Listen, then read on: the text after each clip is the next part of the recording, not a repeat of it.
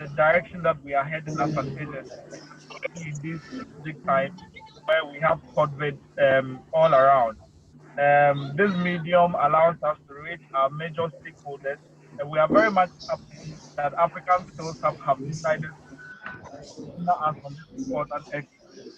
Today, I look forward to a very fruitful exercise. I look forward to a more interactive. I also look forward to our participants learning new lessons, and for me as well, also learning new lessons as well. I believe that this partnership will go a long way to deepen the relationship between the Youth Employment Agency and the African Skills Hub. So thank you very much, guys, for all the good work you are doing. I am excited to be here. I welcome each and everyone on board today. Let's all have a lovely session. Thank you very much, listeners. Thank you, Eja. Thank you so much for your welcome message. And at this moment, I'll put everyone on mute. So I mean, let's go straight to the rules of the engagement. So on your screen, you can see that we have a chat button there. If you want to ask any question, just go there and put in your question. If you also want to speak, you have to raise your hand, and I will call you. At this moment, let me introduce our co-founder, Bridget Boakye. Bridget will take us through how we can position ourselves for jobs after COVID. So Bridget, you can unmute yourself and take us through.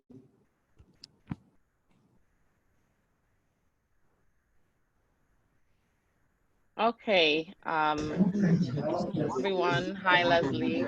It is such an honor to be here. Thank you all so much for the opportunity. So Leslie, I don't think I have this capability, but if you can mute everyone so that we can be able to hear each other going forward. Okay. Okay, I've made you. Oh, okay, so you.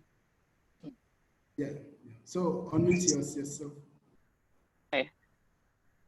Great. So I see that you've made me a co-host and you've also muted some of our participants, just so that we can continue to hear everyone. Again, thank you so much for this honor. I'm really grateful to be here. Thank you so much to YEA for giving us this partnership and opportunity to continue to talk to young people about how to position themselves for the job market. So without further ado, I'm going to actually start sharing my screen. I have a PowerPoint presentation to share a little bit about what I'm seeing in the job market, and how we can all, do well to position ourselves in the future. I also see that there's some comments already going in the chat. So as I'm going along, please feel free to write your comments, your questions, all of that stuff in the chat. I'll be looking at it periodically so that we can continue to engage. Okay, so I am going to go ahead and share my screen now. Okay, share screen. Okay, so I prepared a presentation to talk about the future of work and what we're seeing now in the industry. It's going to take just a second to load and we can go ahead. Emmanuel, are we also recording this in case people can see later on, they can access it somehow? Maybe I can press record too, right? Let me see. Yes, I'm recording as well, yes. Okay, cool. Yes. Okay, so as we talked about today, my focus would be on the future of work, understanding what's going on in the job market right now and how you can position yourself to do well starting today and into the future. So as Emmanuel said, my name is Bridget Boakye. I studied economics and education in school. I did a pre-MBA at Yale University. I recently got my certification as a trained data scientist at a school in New York. And I have a decade-long experience in business development and media and storytelling. So I'm really passionate about, using data to inform decisions. And that's where my work at TalentsinAfrica comes in as a co-founder. How can we use the information that we have to help young people position themselves for jobs? So Okay, so I just want to quickly talk about kind of the current economic conditions. We all know it. You know, from recent reports, we can kind of see that the economic picture is quite depressing, not only in Ghana, but around the world. And we don't want to not pay attention to that, right? We know that, you know, by closing the borders with the partial lockdowns, it has depressed both internal and external demand. What was projected to be a 6.5% growth in the country is now 1.9%, and we have lingering uncertainty. So beyond what's going on right now, most of us are really afraid because we don't know what's going to happen a week or even a month from now. So that's kind of what we think about when we think about, okay, so what does employment look like at this time?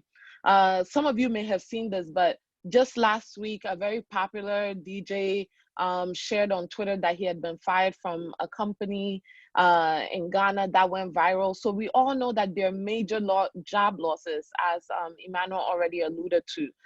Some of the companies that we're seeing job losses per the data would be in industries such as oil and gas, media, banks, retail, right, brick and mortar, restaurants, transportation, etc. But I don't want to spend too much time talking about, you know, what we all know, which is that things are not great, right? We're in a pandemic. No one anywhere around the world thinks that this is a good situation. What I want to talk about today then is what I'm calling the hidden job market, right? Where are the opportunities right now for you?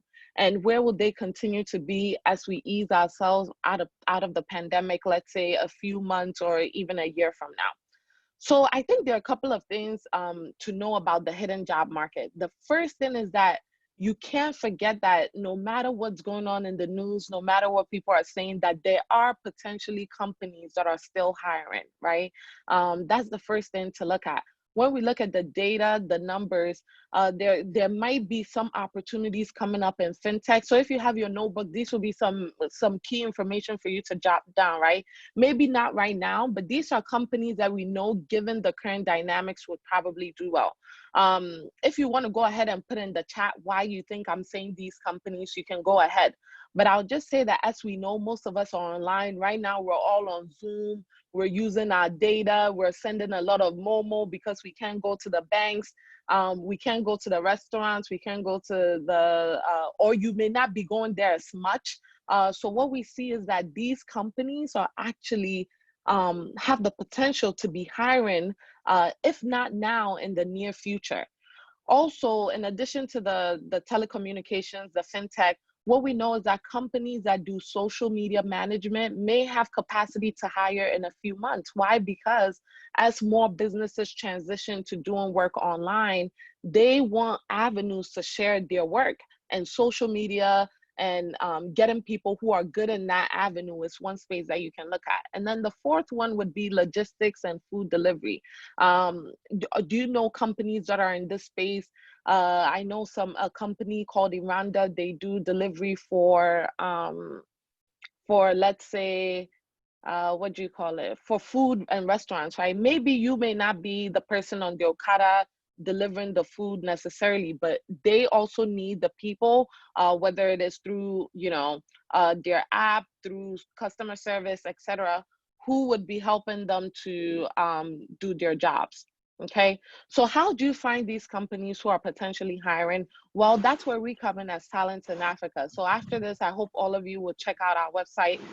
Your dream career indeed starts here. What makes our job board really unique is that once you type in the type of work you're looking for, you put in your resume, it scours through all of the opportunities on all of the different job platforms. So whether you're considering, you know, whether the job is on, let's say, LinkedIn, or the job is on Jobberman, etc., it will still show up on our website. So if you want one place where you can get all of the information that you need in terms of who's hiring, you can go to our website. Then after you do that, right, you want to then take the time to build relationships. So you found the job on our platform, you've gone ahead to apply. The next step is to try to see if you can form relationships with anyone in the company to strengthen your attractiveness as a candidate. Why? Because right now, as you can see, because of the economic situation, and the job losses, etc., many people are going to be looking for jobs at this time. Many people are going to be online. So you want to try to do other things to help strengthen your position. And one of them would be reaching out to, let's say, someone who works at the company on LinkedIn to see if you can learn more about the company, to help you then position yourself as a candidate. And I'll talk more about this if you guys have questions on how to find jobs on our platform, and also how to position yourself as a strong candidate. Okay. Okay, so the next type of job that I'm going to talk about are the hidden employers, right? So the first one I talked about are the existing companies we know are hiring. Those, sometimes they'll post the jobs online, you can find them. These ones, they're called hidden employers because they may not necessarily immediately post opportunities online. These are usually jobs that are up and coming based on the current circumstances. So I know many of you have seen the tremendous innovations that are coming out of the country right now. This one, the solar wash bin, portable wash bin, that was recently developed, was even featured on CNN. So what's going to happen is, in order for this man to take his idea to the next level, he's going to need a team, which is essentially hiring people to help him realize the dream, right? He may need people to help him with sales, with logistics. These are some of the employers who may not immediately post their jobs online, but you can reach out to them based on your resourcefulness to see if there's any way you can help your company to work for them, etc.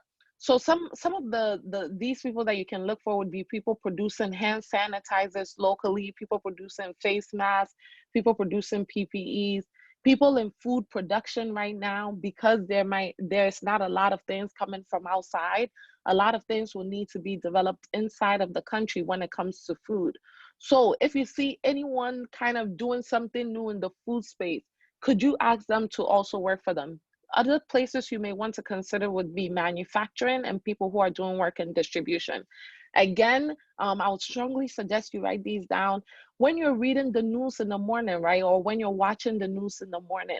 If you see that, we're all excited that this Ghanaian young man, this Ghanaian young woman was featured on CNN or BBC, don't only take that as something that is great for them. That's also something that could be potentially good for you in terms of your economic and your job search. Okay. All right. So now let's move on. So how to approach people in the hidden job, let's say the hidden employers. The best way to approach them is to come to them with a project. How can you make their ideas or their businesses better? Or how can you make the ideas or businesses grow? Okay.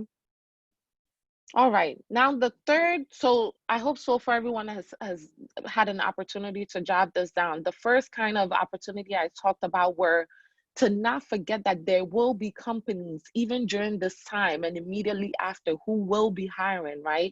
Those are the existing employers. You want to look at who's doing well during this time. Most of them would be in the telco, data, kind of the technology space, right? The second group of people would be the hidden employers. Now, the third group of people I'm going to talk about are remote work.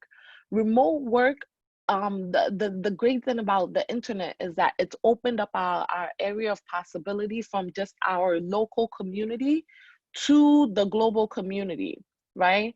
To the global community. So what you end up seeing is, I see that someone just asked about whether this will be in your emails. I'm pretty sure this will be emailed to you, okay?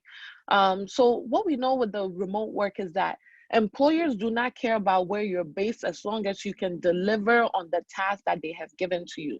So these are some places for you to look. Fiverr, Amazon, Outsourcely, Freelancer. There's so many more, Talented Africa. There's so many platforms you can look in terms of where to find work. You can also volunteer for companies. So if you tap in taproot.com, what they have are companies, mostly in the US, who are looking for people to volunteer. Let's say you're an accountant, or you studied accounting in school, right? Or you studied writing in school. They're looking for people to write grants. So they're looking for people to do accounting for them. You can volunteer for these opportunities. And what happens is, if you do your job really well, they may eventually ask you to come on board. You can also volunteer for some of the companies you want to work for at this time. This is a great way to position yourself to be a great candidate as soon as the pandemic is over. So as soon as the pandemic is over and they're looking to hire because demand has now gone up, etc., you want to be the first person that comes to mind. And how do you stay the first person that comes to mind? Well, you were the person who was volunteering even when they weren't hiring immediately. Okay, so how do you position yourself for these global opportunities? Well, your social media presence can serve as a great marketing tool. I know many of us are on Instagram, many of us are on Twitter, Facebook.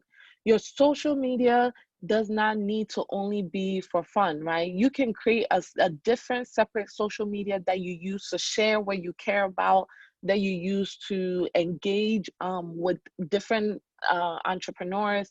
Don't forget that social media is now being used by people to create multi-million-dollar opportunities for themselves. People are on YouTube talking about coding. People are on YouTube talking about accounting. And then eventually someone finds them and says, oh, I would love for you to talk about our app, or talk about our platform or our business. Or they may even offer them a job opportunity based on how they're positioning themselves online. The second thing you want to do is create a robust LinkedIn profile, right? This is the time that you can use to build your LinkedIn profile, to build your Talents in Africa profile, so that when employers are looking, they may be looking quietly at this time. They may not be able to hire immediately, but they may be looking quietly, and you want to be in the place where they can find you. If you have the capacity, you can set up a free website or a blog to showcase who you are, why you're special, and why companies should hire you. This is something you can do now that will set you up for success right after the pandemic. Okay. And then finally, the last thing I'll talk about is, the importance of exercising patience at this time, right? We know that based on the data, based on past economic downturns, if you graduate during an economic downturn, sometimes it may take just a little bit longer. Let's say in the past it took maybe 2 months to find work after school. Now it may take 4 months. But this is not the time to get discouraged. This is the time to practice patience and to use the time to do some of the things that I talked about, whether it is volunteering for some of the companies, whether it is building your social media presence, your LinkedIn, your Talents in Africa profile, and all of those things. So I will leave it here. I hope this information has been useful. And I will take questions. I want this to be interactive because I really want to understand some of the unique questions and things that you're thinking about. So I'll stop screen sharing, and then we can talk about any specific questions that you have. All right, Emma, thank you so much. So if you want to take it from here in terms of questions and things like that. Okay, thank you very much, Bridget. And I think we are within the time. So I'm going to unmute everyone on the page so they can able to ask questions at this moment. Sounds good. Yes. Okay, Bridget, try and see if you can unmute everyone from your side. Okay.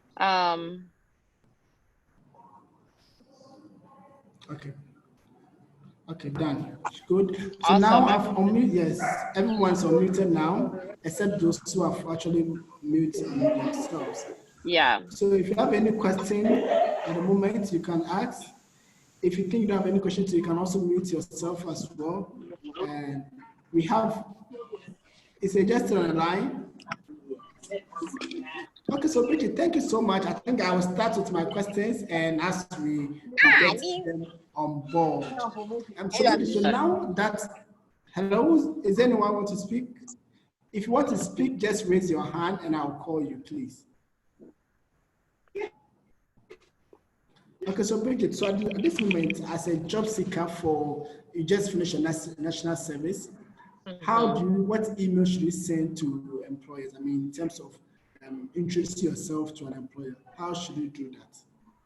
Okay, so that's a very great question, Ima. I think you know, that it's very difficult times for everyone. So I know that for candidates, when you're reaching out to employers, it may seem like you're not sure, right? Is this a good time for me to reach out? I say that you should still reach out to employers. The kind of email you should send should be one of offering some type of help, right? Let's say you know a little bit about the business, you know what they do. The email you should see first is one where you're telling them a little bit about yourself and what skills and talents you have, and asking if there's any way you can help them during these unprecedented times, right? And if they're able to see a true value in what it is that you do, they'll definitely bring you on when they have the capacity. So I definitely think, yes, continue to reach out to employers. Start by offering something rather than asking for something. Great question, Ima. Thank you.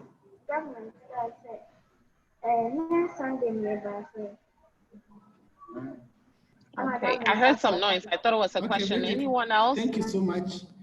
Is there anyone who wants to ask a question at home?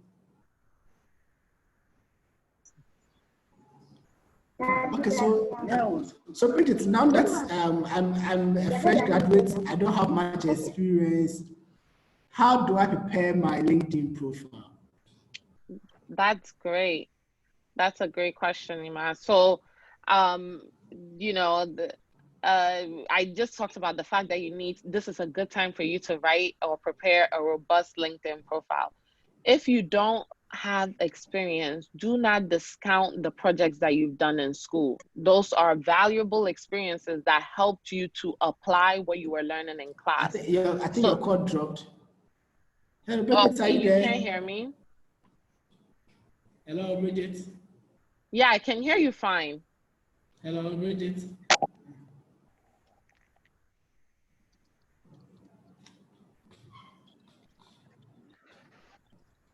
Can you hear me now?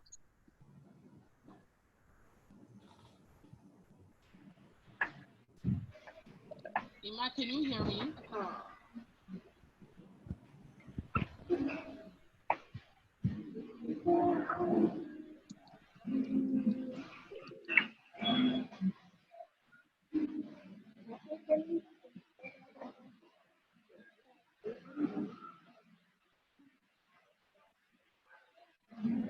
Oh, okay. Okay. I think the AirPods were just in my ear. I don't think that's what was. That's not what was transmuting information. Okay, so everyone says they can hear me. Okay, Ima, are you here still? Yes, I can hear you. Yes, I can hear you, Sim. Okay, great.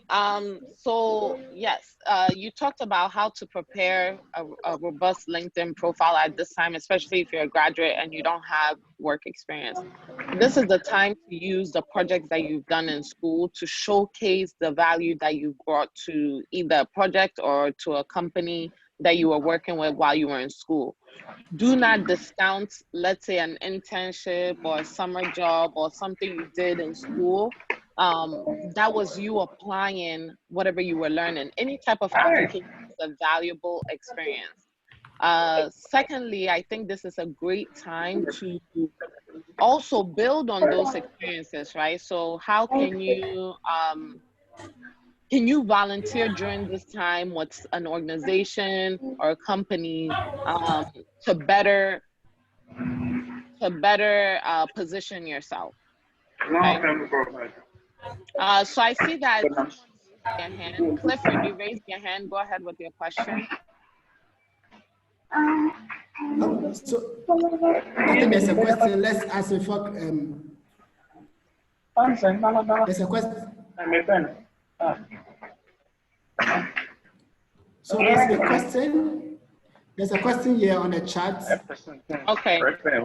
Yes, I would like to know if it is better to apply as an intern first rather than applying for a position at the company. Okay, let me unmute myself. Yeah, so Jabril, I think you can go ahead and apply for both the internship and the actual position. I don't think it hurts to put in your application for both roles. If a company is hiring both positions, that means they're willing to consider people for those two positions. So you should apply for both. But let's say the company is not hiring, but you're looking for they're not hiring, but you're looking for a way in, then perhaps you might want to position yourself as an intern, someone who may not have a lot of experience, but is willing to learn and contribute to the team. Okay, so, okay, Clifford, so you asked your question in the chat. Okay, great. You said the job alerts I get on LinkedIn are usually old posts. How do I get the recent job posts? So I think you've set alerts. Now is the time to be an active seeker. So literally when you go on LinkedIn, you can search at the search bar for positions and then filter by most recent. They have a tab there that allows you to filter by most recent. So if you tap in most recent, it will allow you to get that. I hope that answers your question. But if you set the alerts, you may want to go back and look at your settings and see why it's only sending you old posts.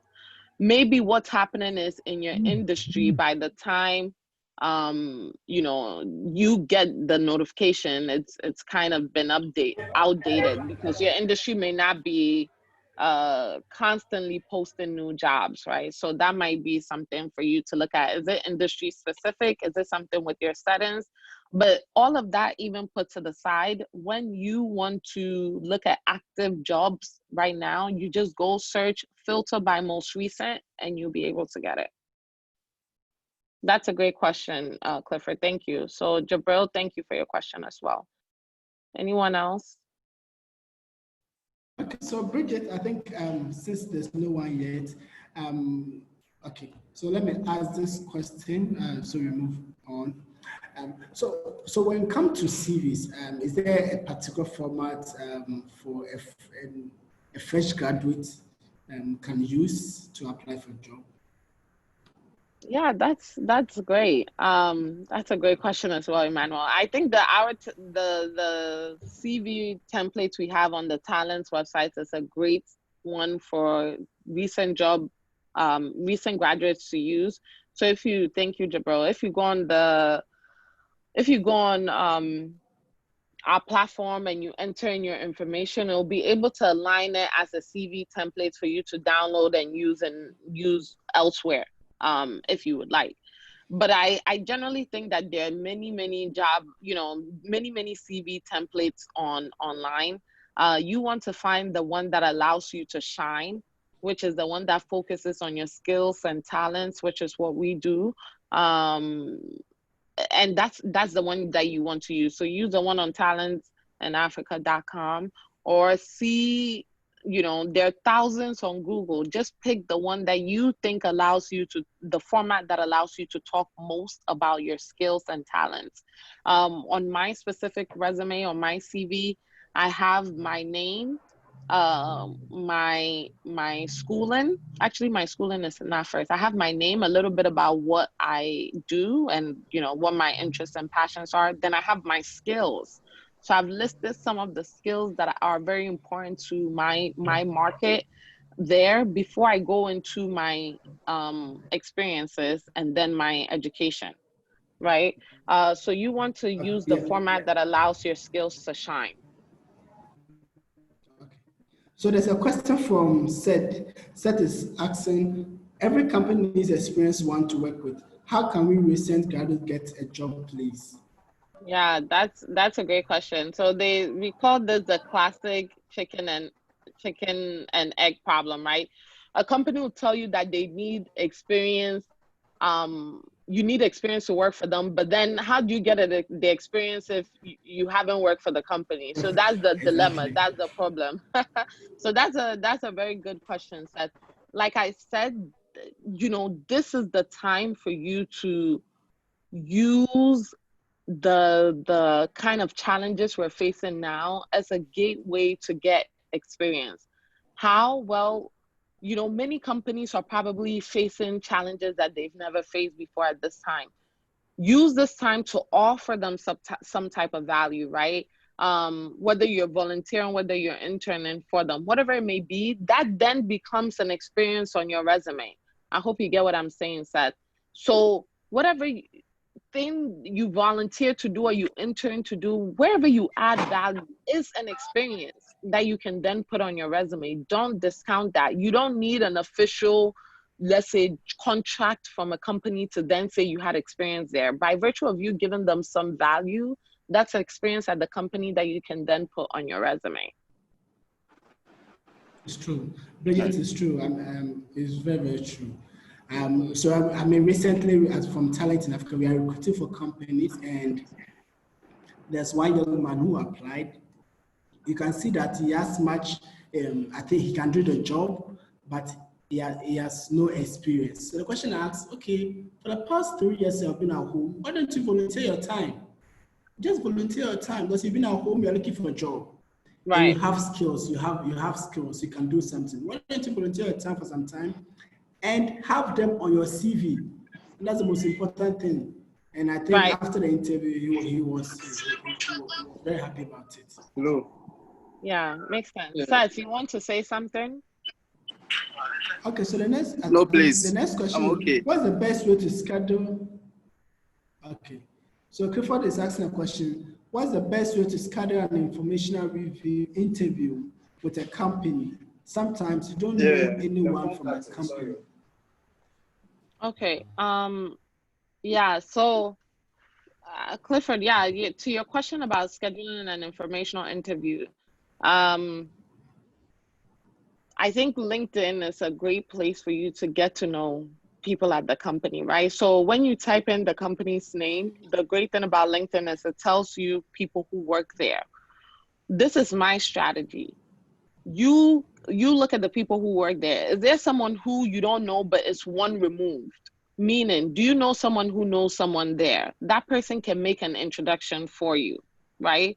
Or is this or if you have no connection at all, is this someone that you can email and say, dear, etc., you know, Mr., Mrs., blah, blah, blah, I would love to learn more about your work. I saw that you work at this company. You don't have to mention that you're looking for, quote unquote, an informational interview. It's about the way you kind of phrase it.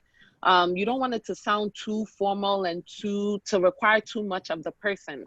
So at the initial stages, if you're doing a cold outreach, you can just say, I would love to learn more about what you do. I'm really fascinated by it. I'm a recent graduate. Everyone who's in the job market, let's say in the knowledge economy right now, has been through school before. They know what it feels like to come out and want to look for opportunities. So most people will be open to you even reaching out coldly, but it depends on how you write that first email, right? Right now, most of us may have to do things through the virtual space like we're doing right now with this virtual call. Don't forget that even virtually, your first impression counts. You want to lead with your best foot. Make sure your spelling is accurate. Make sure your sentences are full and correct, punctuation, etc. If you present yourself in the highest regard, even in your writing, and then when you talk to them with your voice and let's say on video, that's going to make a great impression that's going to last. So to sum up my answer to Clifford's question, if you don't know someone, see if you know someone who can make an introduction. If you don't know anyone, it's okay. Introducing yourself cold is not the end of the world. We've all done it. Emmanuel, I'm sure you and I have done it thousands of times. You won't know someone until you know someone. You just have to go ahead and write the cold email, right? But make sure you position yourself very well. You present yourself in a very high manner so that the person is open and receptive to helping you out. Yeah. Thank you for your question. Yeah, I think Bridget is very true.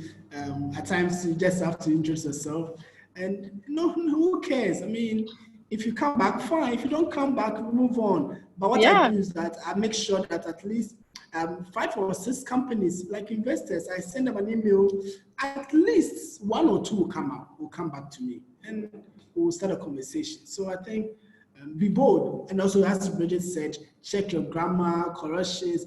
At times you look at CVs and you feel like, wow, is this a graduate CV? And that's a challenge. I mean, even little mistakes, corrections, even their email addresses are not correct. Even their phone numbers are not correct.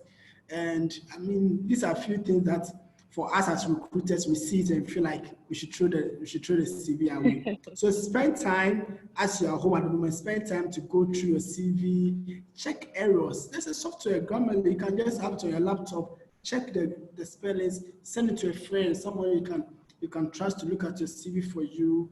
And some of us are available. Some of us, what we do is we always review CVs for people. That's what we do. That's our job. I mean, we always try to help. So you reach out to anyone is willing to, I mean, help you to assist you with your CV. Is there any other question? Hello. Good Yes. evening.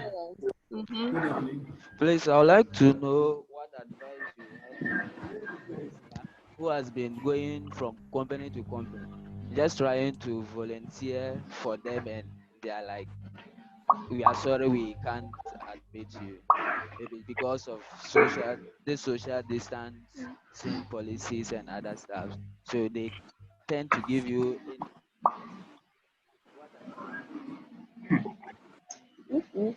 What advice do you Okay. Please, we can't hear what he's saying. No, I can't hear what he's saying. Okay, so I think his question was, he's trying to volunteer, but anytime he send an email to them or maybe make a call, they said no because of this physical distancing or social distancing. They're not agreeing for him to come over to the workplace. And I think Bridget's answer, which I think, I don't know if you want to answer this before I come in. Yeah, sure. So like I said in the beginning, right? You know, there are companies who can't do anything, right? And for that, there's nothing you can do about it. Let's say the company's bread and butter is they sell shoes at the mall. You offering to volunteer at this time when the mall is not operating at their full hours is not going to do anything for them. I'm sure during regular times they would have loved to have you, but no matter what they do right now, they can't use you, right? So what you want to do is you want to keep in mind the types of companies you're reaching out for. It's true, most companies will not have the capacity to bring in new people into the company because of social distancing. Already, they may have been using their space capacity, or I've heard of many companies, let's say Ghana Electric or some of the public companies, you're doing a rotation. So people come in and then other people come in, those kinds of things. So as a recent graduate who perhaps your skill is not something that's in dire need at this moment, you want to make sure you're reaching out to companies who have the capability to have you work remotely. Because then when you're volunteering, you'll be volunteering remotely and you won't put a strain on their resources because they can't have you inside. So Abdul, that would be my suggestion to you. Look at ways you can either help the companies when you're pitching to them to come and volunteer, have in mind already the current predicament that we're in. Like maybe you can't come inside. So maybe you can email them and say, okay, given the current predicament, I know you sell shoes at the mall. I would love to do social media management for you. I'd love to volunteer for that, and I would be able to do that remotely. Is that okay? That way they know that you're not looking for an opportunity where they don't have the resources to take you in, right? And then on the other hand, try to look intentionally for opportunities that require candidates to work remotely, right? That way you can make a great pitch for working remotely with the team and things of that nature. Ima, do you want to add to that? Yeah, I think what you just said makes sense. I mean, one thing we have to look at is we should be ready to do any job. I mean, jobs that are not even within our education. Nowadays, the jobs are available. So let's say because they did the first degree in accounting, you're looking for a job in accounting. Maybe because they did the first degree in marketing, you're looking for a role in marketing. Maybe the job that's available now is maybe calling customers. maybe they're a food company, they are home, they want to call their customers and ask them if you don't want to place orders. So at this moment, maybe your job may not be required, but there's other role that you can play during this COVID-19. So be willing to do those jobs at this period so that when we go back to normal life, you can have your main role. And that's what many people don't understand. Because you are home doing nothing, you can even be helping them with their Facebook, posting pictures for them on their Facebook. I mean, talking to customers on Facebook for them, or even any other social media platform. Because you did accounting, you are looking for accounting job. Because you did marketing, you're looking for marketing job to go and sit in the office. There's no office to sit. The office is your house or wherever you live. So make sure you're able to make use of those opportunities. And don't be always willing to have roles that are related to your area of profession or something. Within this period, be ready to do anything that you've never even done in your life. Any question again? Anyone? Okay. Yeah, so I think Bridget, there has been always been concerned about you having references on your CV. I think that question has always been coming to me. How do you are supposed to have a reference on your CV, or you're supposed to take it off and write available upon request? What's your view on that? I mean, what's your view on that? Yeah, I think these days some employers specify what you should do for the references. So in that sense, you do whatever it is that they've required you to do, right? So if they want you to put the references on your resume, please put your references on your resume. Some employers don't require it. So here's a tip that I hope everyone takes in good faith now. I have 10. I don't want to say 10, that's an exaggeration, but I have at least 3 current resumes. One that I use for this type of job, one that I use for that type of job, another one that so I have one with my references on there, one without my references, and one with my skills, one without my skills, right? And then you as a job seeker, you have to be discerning. Most people go on, let's say, a platform and just put one resume for 100 jobs, right? That is not going to cut it, especially in this competitive job market. You need to make sure you're tailoring your to the specifications of the employer. So that would be my advice. Look at who, even if they don't say whether or not they want references, maybe you can talk to someone who works there. Oh, would they want references? Okay, then let me just send them the resume that I've already done with the references on there. So prepare at least 2 versions of your resume, one with reference, one without reference. If it doesn't say don't put your reference, you can send the one without a reference. If it does, you send the one without the reference, with the reference. But I do agree that at any time you need to have people who can speak and attest to who you are as a professional. If you don't have that, then that's a big problem. Whether or not they ask for it with the resume, eventually they will ask for it. So you want to make sure you have that ready as well. Eugene, I see that you've raised your hand. Yes, and there's a question from Seth. Seth said, how is aptitude test important in applying for a job? Seth, let me answer this question. I mean, you see, every job differs. I mean, it's up to the employer or the recruiter to decide what kind of selection criteria he or she wants to use. You see, some roles, you get more than 1,000 applications. So with the 1,000 applications, the only way you want to shortlist is to have aptitude tests to able to sieve out the serious ones and also take out the best out of it. I mean, it depends on the recruiter or the employer in question. But for you as job seeker, whatever the employer decides to do, you go by it. You can't say not take the aptitude test, even though there's aptitude test for you to take. So I think that's the question. Eugene has a question. Eugene, you can speak now before I take up Paul's question. Okay, if Eugene is not speaking, there's a question. Assuming I think he wanted to speak now. Yeah. Okay, Eugene.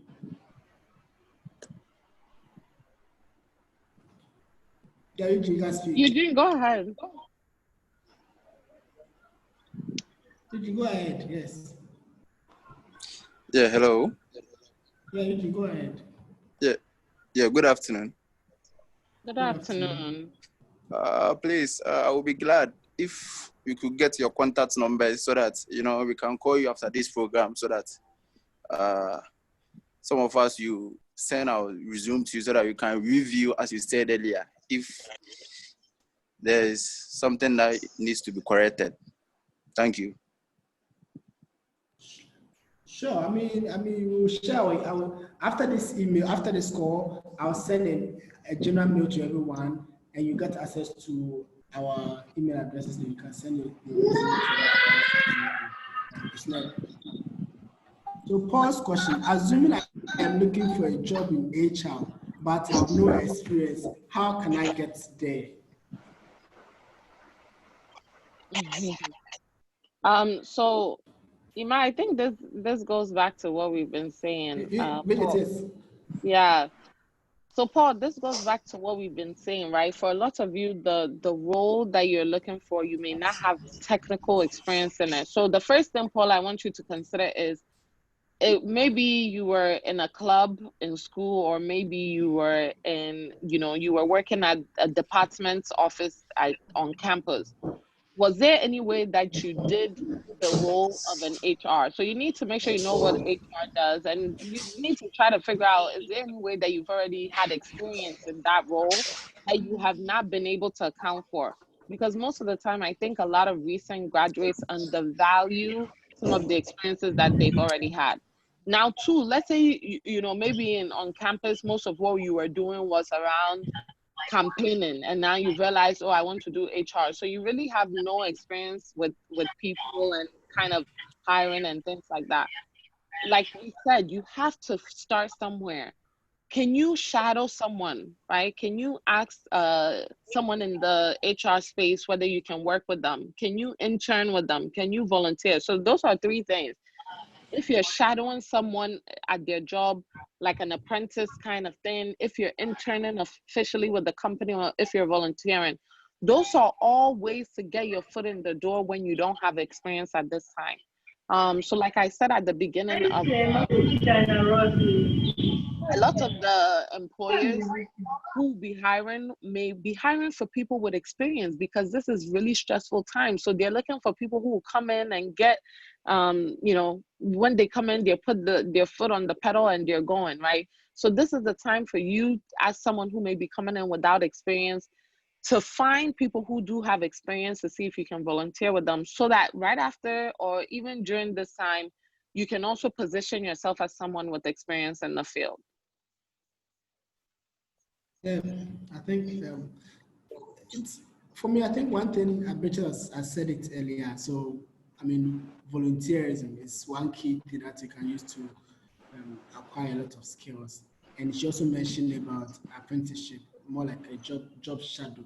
So I mean, you need to focus on this too. There are lots of people on LinkedIn who are HR professionals that if you reach out to them, at least one of them will come back to you and tell you, look, you can shadow me, or I can give you an internship role, a volunteer role. Many people need support in terms of reviewing people's CV for them, maybe writing a report for them. So if you're able to, be on point, your writing skills is great, you are good in reviewing for them, they would love to bring you in. So whilst you are home at the moment, make sure you sharpen all these skills, your writing skills, your reading skills, sharpen them. There are a lot of tools online that you can make use of it. Is there any other question? If there's no any other question, Eja is on the line, right? Eja, are you there? I think Eja Yeah, hello. Dropped. Eja, okay. Yeah, we can hear you. Hello. Yeah, hello. Yes, we can hear you. Please speak. Yeah, this is Seth. I just want to ask one more question. That apart from Jobberman, LinkedIn, JobMark, is there any relevant sites that are useful now? Thank you. Great question. So like I said during the presentation, definitely check out our site, Talents in Africa, to see some of the opportunities that we have there. Like I said, once you search on talents, all of the jobs from all of the different websites will come up on our site anyway. So it gives you a really unique advantage to do your job search from only one platform. Now, when it comes to opportunities that may be very useful to this time, like I said, this is the time that if you want to get hired quickly, you want to look at the hidden employers. Look in the news, who's doing something new, who's doing something different.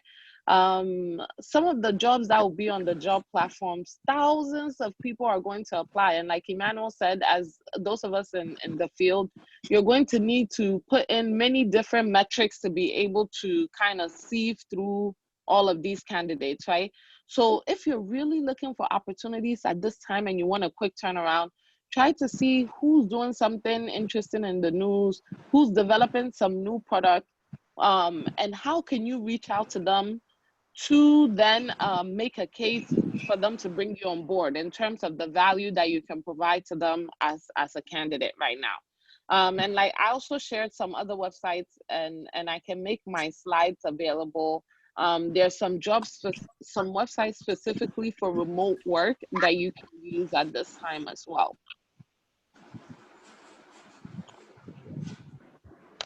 Okay, thank you for your question, Seth. Okay.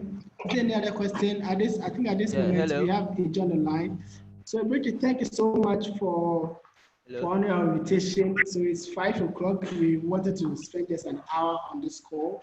We didn't want to go beyond an hour because people are using their data, and data is very expensive in Ghana. So we don't want to waste people's time. So Eja is back on the call. We'll give him a few minutes to close us. And after that, please make sure you on your camera to take a picture before you leave. So as Eja gives the closing remarks, everyone should on their camera, then we'll take a picture before we leave. Right, Leslie. Can you hear me? We are here. All right, thank you very much. Yes, we can hear you, Eja. Let me say a big thank you to Bridget. I think, let me say a very big thank you to Bridget. That was indeed a very insightful and very useful presentation. I think all of us, we've learned the few times that I was on. I heard some few things that I thought was very relevant in terms of the space that we find ourselves in and how young people can also position themselves for the job market. I think we all agree to the fact that now COVID has come to change everything. So we can't keep doing the same things again and expect that we get results. There's a need for us, and I think even employers say it all the time, that there's a need for people to be able to adapt. And I think this is where our adaptability skills will be called to question quite a lot at this point in time. How do you adapt?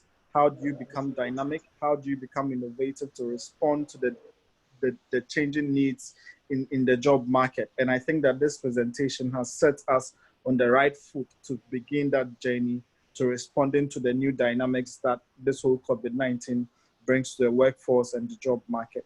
So thank you very much, African Skills Hub, and Bridget, Leslie, your team. We thank you very much for all that you are doing for us. This means so much to us, and we look forward to quite a lot of these sessions till we are able to resume fiscal meetings again and fiscal training. So thank you very much. And on behalf of the CEO, I also thank all the participants who joined us today.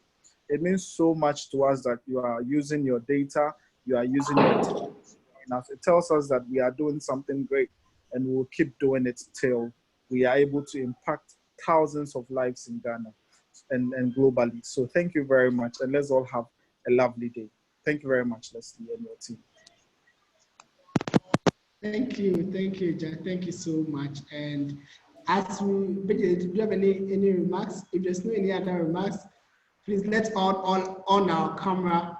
Then let's take a picture before we leave. Please don't worry your face. Don't worry what you are wearing. Just let's take a picture and we leave. So I'm taking it. One, is everyone here? Please on your camera, let's take a picture before we leave.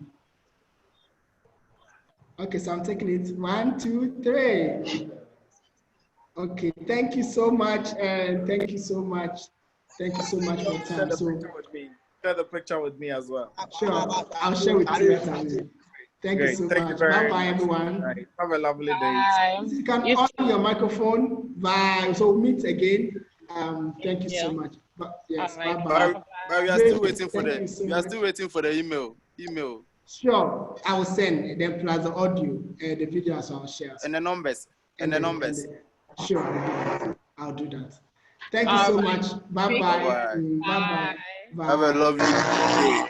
All right, thank you. Bye.